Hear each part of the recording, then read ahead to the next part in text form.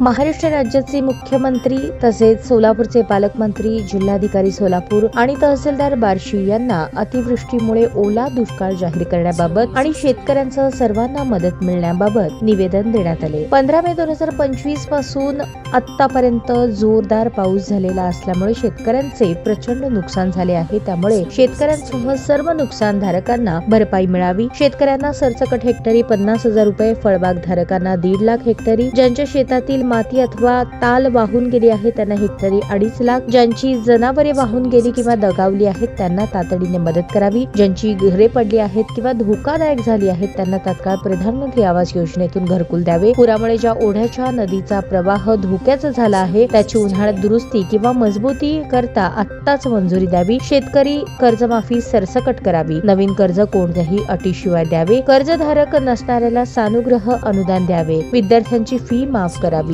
बी बियाणे खते मिळावी। पिकांना कायमस्वरूपी हमी भाव मिळावा। पूर अतिवृष्टीमुळे ज्यांचा मृत्यू व आत्महत्या केलेल्या कुटुंबियांना 25 लाख रुपयांची मदत द्यावी। शासकीय नोकरीत समावेश करावा। यासह इतर शेतकरी योजनांचा लाभ शेतकऱ्यांना तातडीने द्यावा, तरच शेतकरी उभा राहील आणि ही जबाबदारी सरकारने पार पडावी, अशा आशयाचे निवेदन संभाजी ब्रिगेडचे सोलापूर जिल्हाध्यक्ष आनंद काशीद यांनी दिले आहे।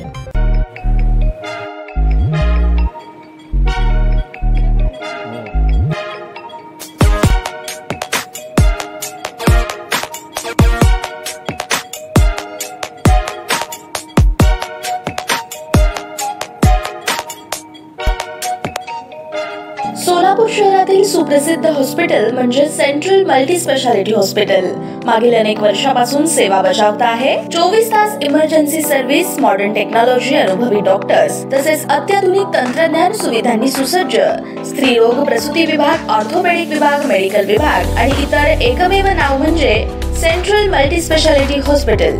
पत्ता गणेशपेठ शॉपिंग सेंटर, मंगळवार बाजार, सोलापूर।